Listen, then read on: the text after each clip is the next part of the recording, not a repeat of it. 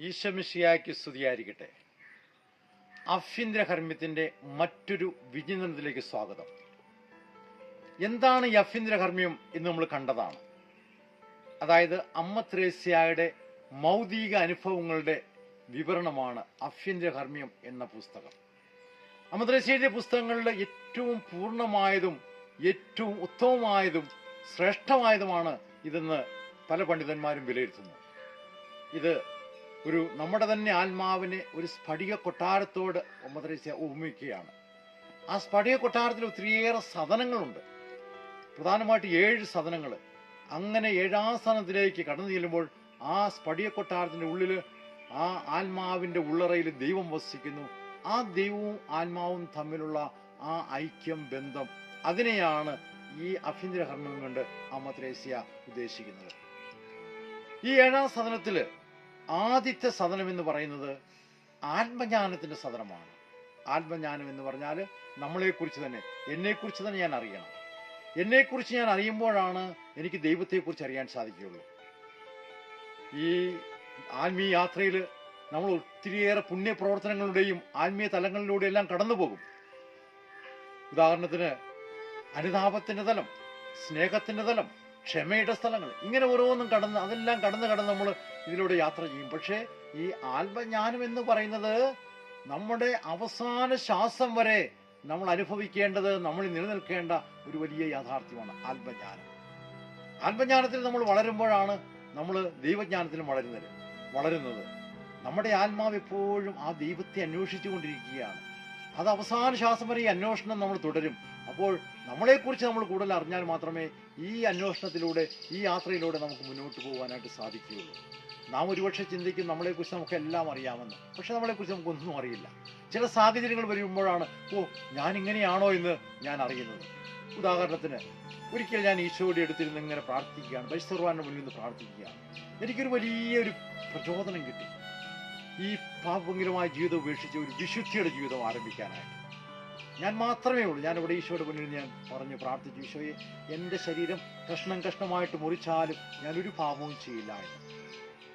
എന്നാൽ ഏതാനും മണിക്കൂർ കഴിഞ്ഞപ്പോൾ പെട്ടെന്ന് ഒരു സാഹചര്യത്തിൽ ഞാനൊരു വ്യക്തിയുമായിട്ട് ഭയങ്കരമായിട്ട് കോപിക്കുകയും എടുത്തടിച്ചോണം ആ മനുഷ്യനോട് ഞാൻ അരിശപ്പെടുകയും ചെയ്തു. കണ്ടോ, അല്പം മുമ്പ് ഞാൻ ഈശോയോട് വാഗ്ദാനം ചെയ്തതാണ്, എൻ്റെ ശരീരം കഷ്ണമായിട്ട് മുറിച്ചാലും ഞാനൊരു പാപവും ചെയ്യില്ല എന്ന്.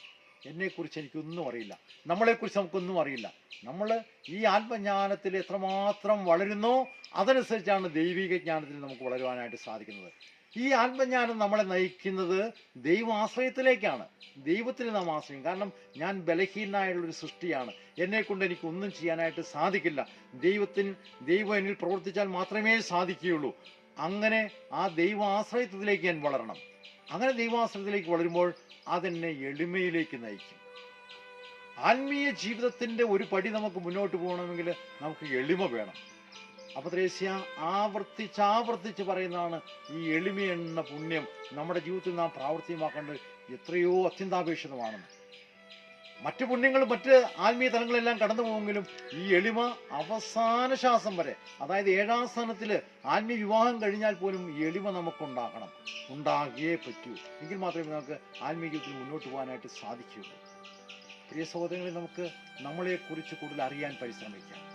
നമ്മുടെ ബലഹീനതകൾ, നമ്മുടെ കുറവുകൾ, നമ്മുടെ പോരായ്മകൾ, അതെല്ലാം അറിഞ്ഞാൽ മാത്രമേ നമുക്കത് തിരുത്തി മുന്നോട്ട് പോകാൻ സാധിക്കുകയുള്ളൂ.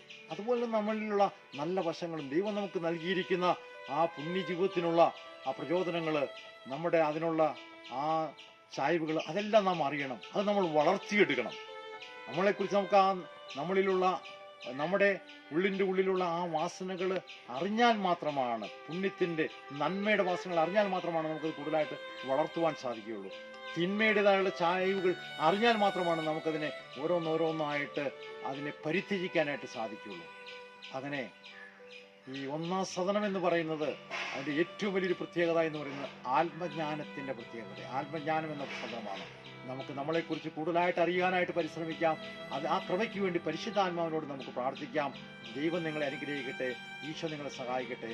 നമുക്ക് പരസ്പരം പ്രാർത്ഥിച്ചുകൊണ്ട് ആത്മജ്ഞാനത്തിൽ വളരുവാനായിട്ട് പരിശ്രമിക്കാം.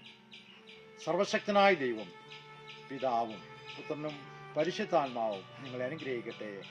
ആമേൻ.